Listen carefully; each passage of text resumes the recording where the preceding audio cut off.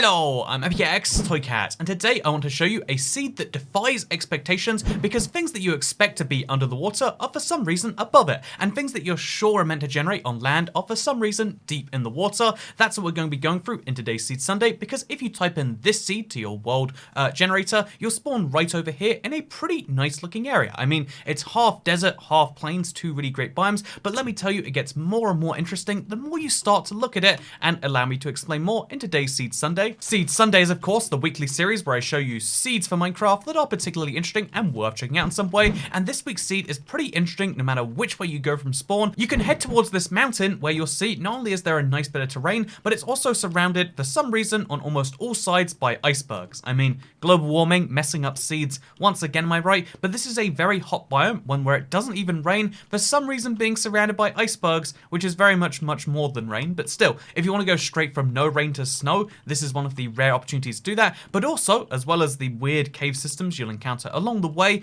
which is a pretty short journey, if we head back to spawn and head the other way, something much more fascinating can be found. So, as you can see, once you go this direction into the desert, you'll start to see some cacti, some dead bushes. It's a desert, right? But you'll see something kind of interesting, which is a desert island, something not everyone expects, but on that desert island, you can see how, for whatever reason, there is an ocean ruin. Something that is only meant to spawn at the bottom of the ocean is right here on the surface. This happens every now and then, and it's already kind of weird, but what makes this even weirder is the fact that a lot of blocks that shouldn't be waterlogged are in fact, doing so. So if we break some of these sand blocks right here, you'll see how, for whatever reason, water appears from nowhere, and if we, place sand back in the blocks to try and stop that, you can see how it will continuously come out of nowhere, because it's this magma block in the, a magma block, something that literally gets rid of water, is waterlogged itself. There's nowhere that magma should be storing that water, but yet there is water kind of hiding in that one block right there, and it's not just the one magma block, even though it seems like it could be, right? It's also the sand blocks you're going to see all the way around the rest of this place. So if we remove some more blocks, like all of a sudden, for whatever reason, there is just water coming in from nowhere. It doesn't make any sense, but yet it happens regardless.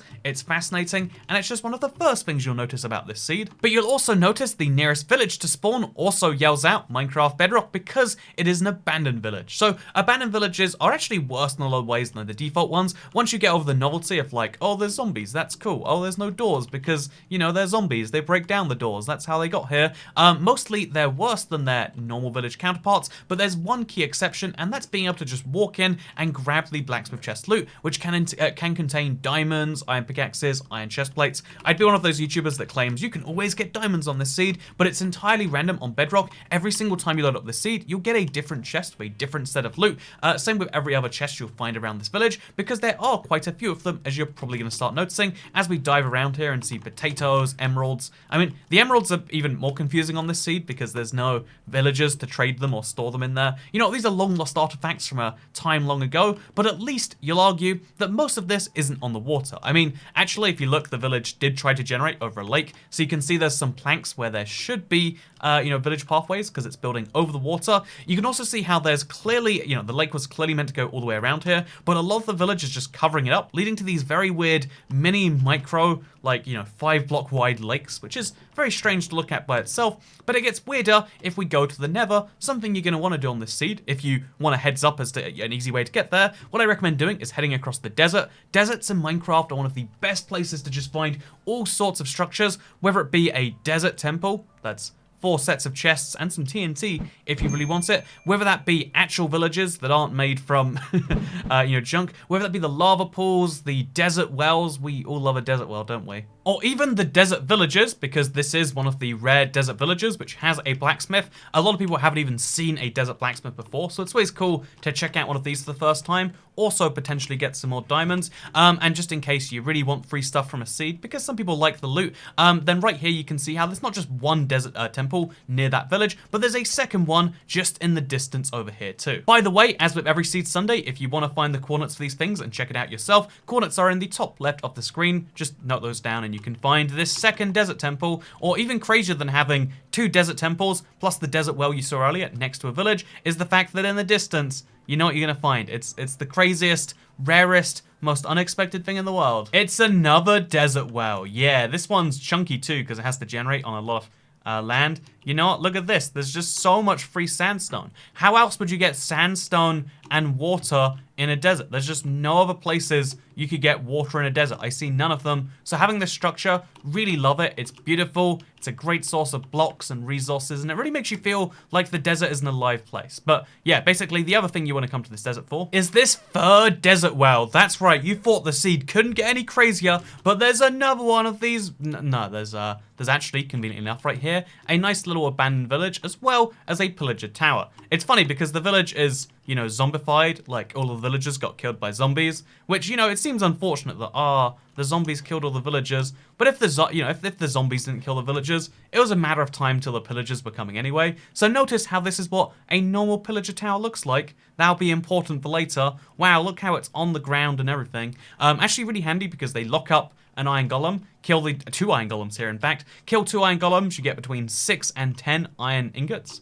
3 to 5 per kill. It's really nice in my opinion, but it gets even better if we decide to head to the Nether, because in the middle of all of these desert temples and desert wells and desert villages, there is, as you can see right here, a ruined portal that is almost complete. All you need is 2 obsidian, which you can sometimes get from the chest, sometimes you don't. You can also sometimes find it from the blacksmiths, but either way, you just need 2 obsidian or 2 blocks of lava, and you can go to the Nether right here. But what's the experience like if you choose to do that? I'm glad you asked, because we're gonna flint and steel it up, and I'm gonna let you know what's on the other side, because it's not what you expect in the slightest. That's right, you spawn inside of a cave.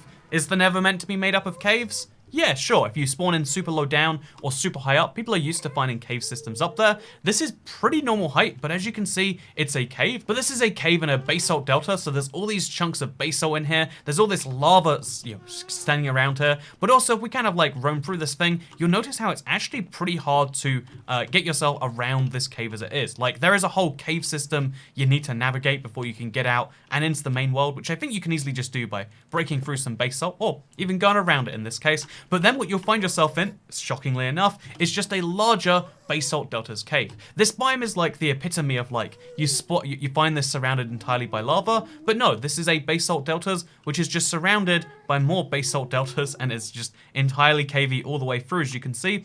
But if we actually check up here, I'm curious, there seems to be another biome. Oh no, it's just another cave. So as you can see, there's cave systems on cave systems on cave systems. There's no way out of this Nether at first, and it seems kind of rough, for that reason, but it means you're actually protected from ghast for the most part, and also it means that all you have to do is know what the way out of this is, which is a lot of caves later. No, we're still in a cave, jeez. If we go through a lot of caves, eventually, which by the way, hell in survival of all of this lava, you'll eventually find your way out. How many caves did we have to go through to get here? I generally have lost count, but just know that you want to head in this direction right here. Actually, you want to head in this direction, past the warp forest, which is nice, and you want to head about 500 blocks, to about 500 blocks this way. You'll end up going for a lovely crimson forest. You'll end up in this lovely soul sand valley. We all love a soul sand valley, and then you want to find yourself a nice place for a portal over here. There's a lot of fun ideas for making portals in the Nether, in my opinion, but we'll go over a nice simple one to spare you the effort, spare you the detail. Is this a building ideas video? No. Should it be one? You know what, what's stopping me? Okay, so hello my BX Toy Cat, and welcome back to how to design a portal if you want to do so over a giant lake of lava. And here is my favorite design, which is called Anxiety. When you see ghasts hanging around outside glass, you want to feel scared, but the truth is, there's actually no problem whatsoever. I mean, the ghasts can't blow you up even though they can see you, because the mob AI means they can't see you, and it means you're safe even in this giant glass portal, and then all you gotta do is light it up. Probably avoid skeletons spawning in there, and then you can have a giant portal room, which doesn't cost that much obsidian in the grand scheme of things. And then look at the beauty you can create. This kind of like multi-screen setup you have going on right here. I like it a lot, and you can get one, and all you need to do is put down the low price of about 1,000 glass. So, high quality idea, but regardless of what level portal you put down, you'll end up, when you go through the Nether, over here at this lovely little area. As you can see, there is one of these snowy villages that are also rare in 2020. I mean, how often do you see one of these? It's just not very often at all. How often do you sleep in their beds with a flint and steel in your hand? Not often enough is what I say, and that is a problem you need to start working on, and there's a few ways you can work on that problem. Some are more productive than others, but either way, you can see how right here, there's not only this wonderful village, there's not only this wonderful ice spikes biome, which you can see is actually like absurdly tiny compared to what you're used to. It also comes with this ruined portal nearby, but then even better than all of those things combined, you can see how just over here, you guessed correctly, something entirely out of place is an igloo. What is an igloo doing over here? Wow, that sure is strange, right? So this igloo, again, it's interesting to look at because you usually expect igloos to have the thing below the floor. This is an example of an igloo without one of those down there. So again, might be worthwhile if deal with your feelings in a productive way. Maybe light a fire or two. But also something you'll find spot right here is this pillager tower. And from here, it looks like the pillager tower is kind of on the land, but if you look at the pillager tower from the other angle, i.e. the angle from a boat you might see it, you'll see that this entire pillager tower is actually reaching the bottom of the ocean, almost all the way around. Even the bit that looks like it's touching the surface, it's still going to the ocean floor, and therefore pillagers are still falling out of it and floating in the water kind of aimlessly, which is always funny to see. And in fact, even the entrance to this thing, you know, the main way that you can get in, spawns you right into this ocean, an ocean which, by the way, you naturally can't swim out of without placing blocks. This means even if you just leave the pillager tower be, on average, pillagers will fall out and they won't be able to get back in, which is, again, just absolutely hilarious. The one downside to a pillager tower being in water is you can't light the thing on fire, very effectively at least, as well as the pillagers inside, but the big upside is the fact that you just get this weird, strange structure that really looks like it doesn't belong, but yet here it is anyway. I kind of like it for that reason. I find it kind of quirky, but just in case you don't, in case you're like, oh, Toy Cat, you know, every seed has pillager towers. You even showed one previously on this seed. Well, allow me to show you how right over here, there's also an ocean monument. So, ocean monument right next to the pillager tower, two of Minecraft's like mini boss occasions. You know, there's both the Pillager Raid and the Elder Guardians, both next to each other. You could combine the effects together if you really wanted to, and then even cooler than that, again, reaching the surface in a way that you shouldn't expect, in a way that really shouldn't happen. There's a little bit of a abandoned treasure ship, an abandoned ship that has really just sunk in some coral in a way that doesn't make a lot of sense, but it's here, poking through the surface, letting you know that yes, you can in fact light it on fire, you just won't do much damage. So I hope you all enjoyed today's Arson-Filled Seed Sunday. I like this as a little bit of an exception to the policy of like, you know what, if something's not close to spawn, what's even the point? Because there are some biomes probably worth traveling for, and if you're going to travel for a biome anyway, as you always need to, for a snowy plains on a decent seed, then this is a biome worth traveling to because it not only has you know, the village, which makes it worthwhile. It not only has a pillager tower and an igloo, both really cool rare structures, but then it also has some ice spikes biome, something that anyone would be, again, it's hard not to fall in love with the concept of the ice spikes, and when it's such a tiny, adorable little ice spikes, how can you not love it even more? That's all I say with this video. Also, just as a fun little side note, there's another almost entirely complete ruin portal here. It's just this one is filled with crying obsidian, so you know what, that makes me want to crying obsidian my way out of this video. Thank you for watching it. I hope you all enjoyed, and let me know if you like that glass portal. If you make one in survival, tweet it at me, because I love to see people's designs, and if you all enjoyed this video, please do share those with me. But I hope either way, if you enjoyed this video, you'll bear with me as I say there is my map or something you can buy on the marketplace. I don't know, I recorded this a little bit in advance, but go, here's a thing on screen. I'm promoting it right now very badly. It's good, probably, maybe, question mark. Yep, I am good at marketing. That's why I go to the University of Marketing. I hope you all enjoyed, because I'll see you all next time. Goodbye.